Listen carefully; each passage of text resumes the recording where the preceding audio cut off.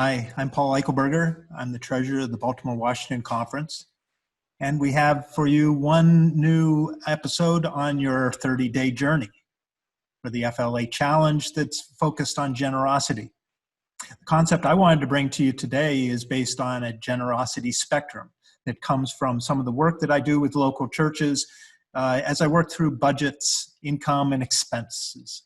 And so I wanted to show you a concept and then bring to you the point for today. As we look at this diagram, we understand that when an income of a church equals the expenses of a church, that makes a pretty good budget. And knowing where you are on this continuum allows you to understand exactly where your church is operating today. But the thing that I find in a lot of churches is that there's a lot of discontentment associated with where they're operating their budget. Income is either too small or the expenses are too high. Both of those combined can actually drive you far to the right on this graph and end up with a lot of discontentment.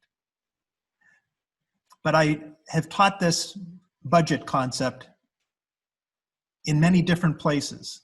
One of the special places I taught this was in Zimbabwe a couple years ago.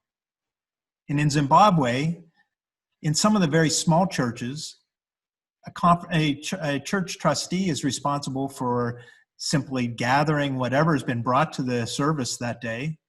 For example, it could be 2 cabbages and a bundle of sticks. And the trustees take that, convert it into cash, and then that's how they pay their pastor that week. And I soon realized that there are churches throughout the world who are operating somewhere along this continuum, this spectrum of generosity. It's really going up the left-hand side of this slide when you're talking about income.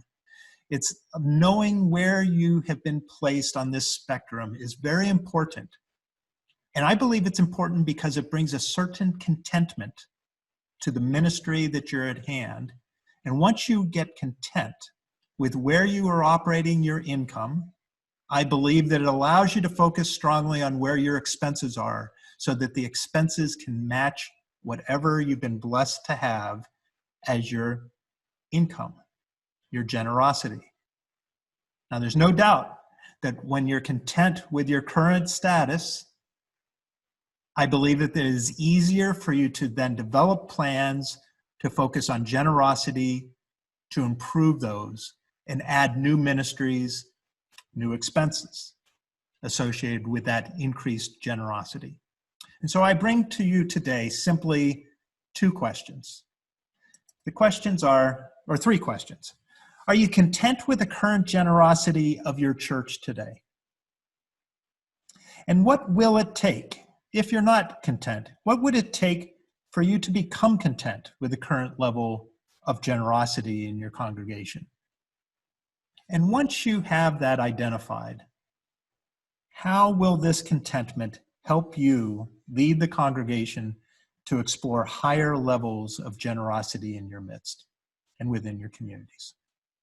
I thank you for your time today, and I allow you to focus on these things in the coming days. Thank you.